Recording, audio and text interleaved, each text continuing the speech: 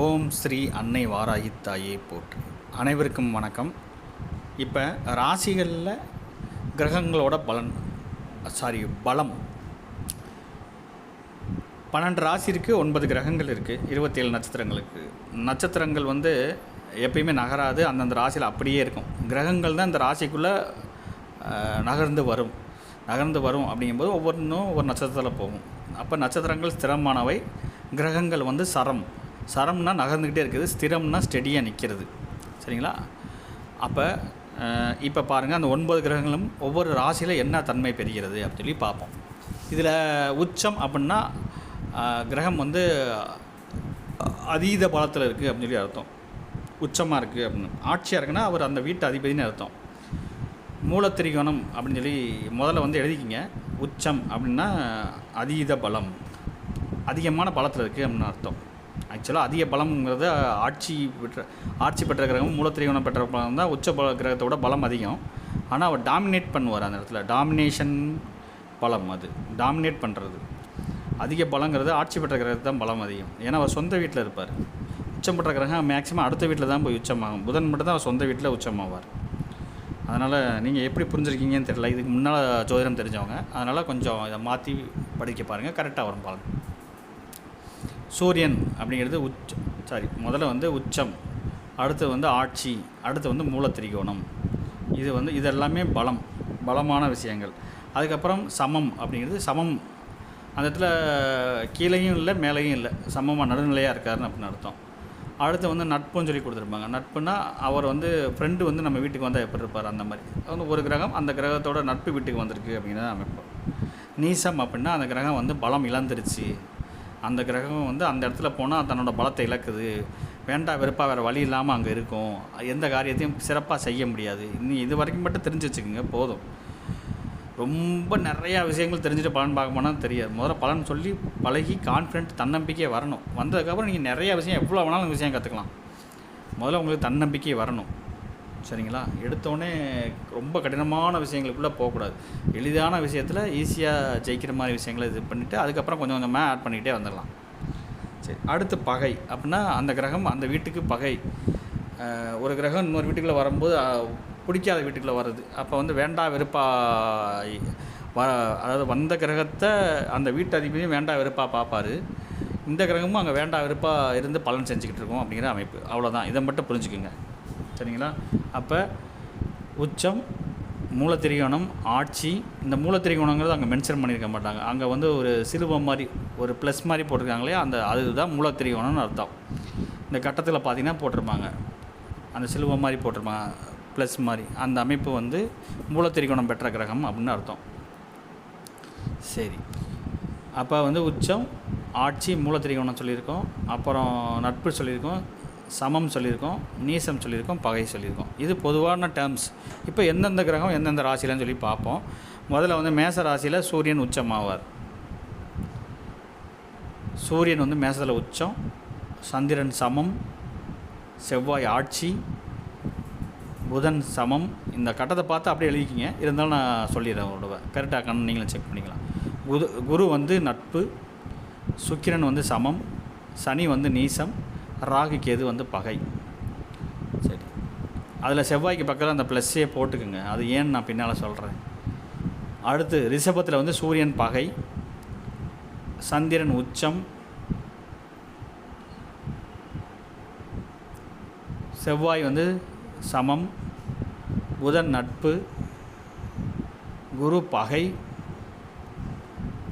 சுக்கிரன் ஆட்சி, சனி நட்பு, ராகு கேது நீசம்.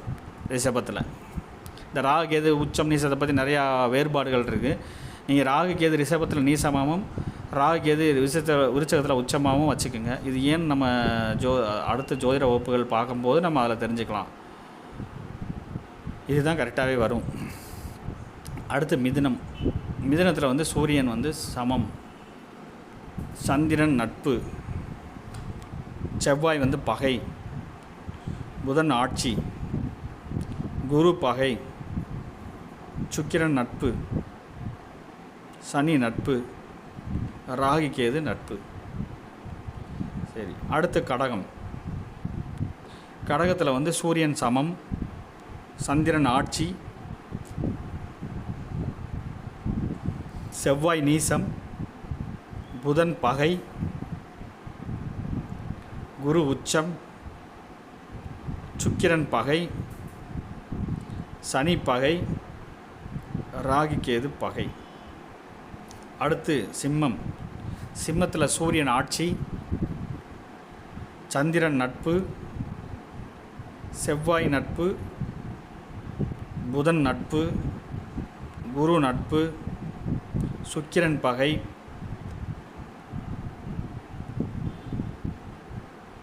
சனி பகை, ராகு கேது பகை. அடுத்து கன்னி. கன்னியில் சூரியன் சமம், சந்திரன் நட்பு, செவ்வாய் பகை, புதன் பார்த்திங்கன்னா அந்த ப்ளஸ்ஸும் போட்டிருப்பாங்க, உச்சமும் போட்டிருப்பாங்க, ஆட்சியும் போட்டிருப்பாங்க. புதன் மட்டும் கொஞ்சம் வித்தியாசமான கிரகம். புதன் வந்து கிருஷ்ணர் அப்படின்னு, கிருஷ்ணர் இருக்கார்லேயே அவர் தான் புதன், மாயாக்கண்ணன். அப்போ வந்து அவர் வந்து மற்றவங்கள விட பலம், அதீத பலம் அப்படிங்கிற அமைப்பில் தான் காமிச்சிறாங்க இளவரசன் புதன். அப்போ புதனுக்கு பக்கத்தில் ப்ளஸ்ஸும் போட்டுருங்க, உச்சமும் போட்டுங்க, ஆட்சியும் போட்டுங்க. கண்ணிலேயே எல்லா வகையான இதுவும் ஆரம்பிப்பார். அதனால தான் கன்னியை வந்து அறிஞர்கள் கூடும் இடம்னு சொல்லுவாங்க. புதன்கிறது கல்வி அறிவை சொல்லக்கூடிய கிரகம். புதன் வந்து ஒரே ராசி, கன்னி ராசியிலேயே மூலத்திரிகோணம், ஆட்சி, உச்சம் எல்லாமே ஆவார். தான் வீட்டில் தான் உச்சமாகிற ஒரே கிரகம் புதன் தான். அதேமாதிரி தான் நட்சத்திரத்தில் தானே நீசமாகக்கூடிய கிரகமும் ஒரே கிரகம் புதன் தான். ரேவதி நட்சத்திரத்துலேயே நீசமாவார். வித்தியாசமான பவர் அது. அடுத்து குரு வந்து நட்பு, சுக்கிரன் நீசம், சனி நட்பு, ராகு கேது நட்பு. இதில் ஏற்கனவே ஜோதிடம் தெரிஞ்சவங்களும் குரு வந்து புதன் வீட்டில் பகை தானே ஆவார் அப்படின்னு சொல்லி சொல்லுவீங்க.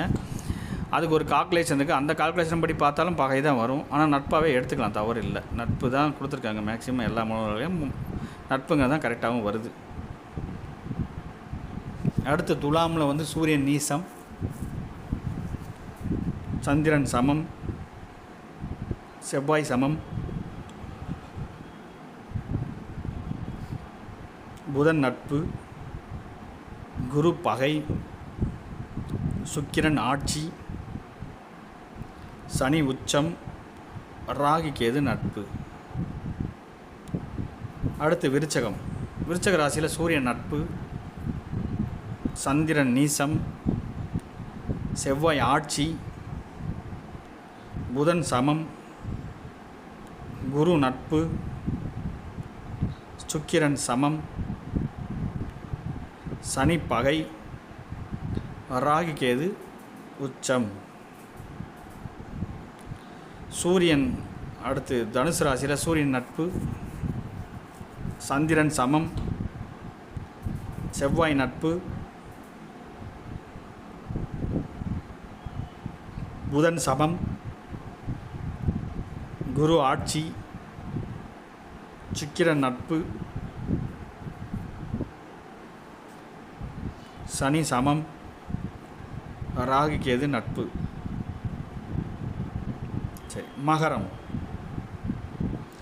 மகரத்தில் சூரியன் பகை, சந்திரன் சமம், செவ்வாய் உச்சம், புதன் சமம், குரு நீசம், சுக்கிரன் நட்பு, சனி ஆட்சி, ராகு கேது நட்பு. அடுத்தது கும்பம். கும்பத்தில் சூரியன் பகை, சந்திரன் சமம், செவ்வாய் சமம், புதன் சமம், குரு சமம், சுக்கிரன் நட்பு, சனி பார்த்திங்கன்னா ஸ்டார் அந்த ப்ளஸ் போட்டிருப்பாங்க, அதுவும் போட்டுக்குங்க, ஆட்சி, ராகு கேது பகை.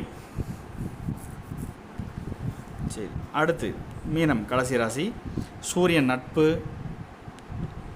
சந்திரன் சமம், செவ்வாய் நட்பு,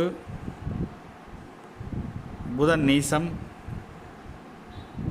குரு ஆட்சி, சுக்கிரன் உச்சம்,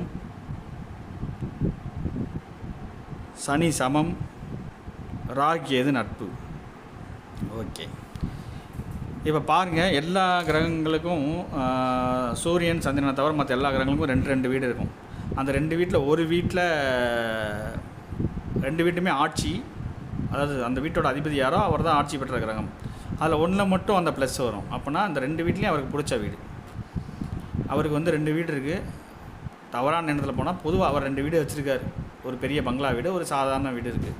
அவர் எந்த வீட்டில் போனால் அவர் மன மகிழ்ச்சி அதிகமாக இருப்பார், ரொம்ப சந்தோஷமாக இருப்பார். அந்த வீட்டில் இருக்கும்போது நல்ல சந்தோஷமான எண்ணத்தில் இருப்பார், சந்தோஷமான மனநிலையில் இருப்பார். அப்போ போனோம்னா காரியத்தை சாதிச்சுக்கலாம்னு சொல்கிறோம் இல்லையா, அதுதான் அந்த கிரகங்கள் அந்த வீட்டில் இருக்கும்போது ரொம்ப சந்தோஷமான மனநிலை இருக்கும். கேட்குற விஷயங்கள் எல்லாத்தையும் எடுத்து கொடுக்கும். நன்மை செய்யக்கூடிய அளவு வந்து அதிகமாக இருக்கும். 2 வீடும் ஆட்சியாக இருந்தாலும் இந்த வீட்டில் இருக்கும்போது அது செய்யக்கூடிய அளவுங்களுக்கு வந்து அதிகமாக இருக்கும். அதுதான் மூலத்திரிகோணத்துக்கும் இதுக்கு உள்ள டிஃப்ரென்ஸ்.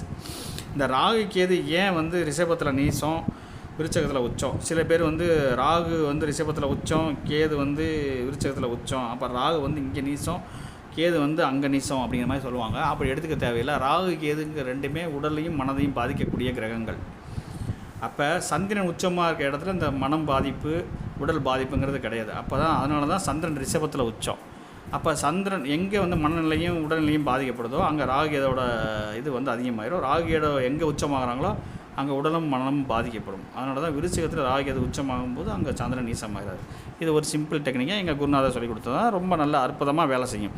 நீங்கள் இதை வந்து நீங்கள் எப்படி யூஸ் பண்ணீங்களோ யூஸ் பண்ணிங்க. என்னோடய மெத்தட் இது தான். இது எக்ஸாக்டாகவே வரும். சரி, மீண்டும் அடுத்த ஆடியோவில் சந்திப்போம். அனைவருக்கும் நன்றிகளும் வாழ்த்துக்களும்.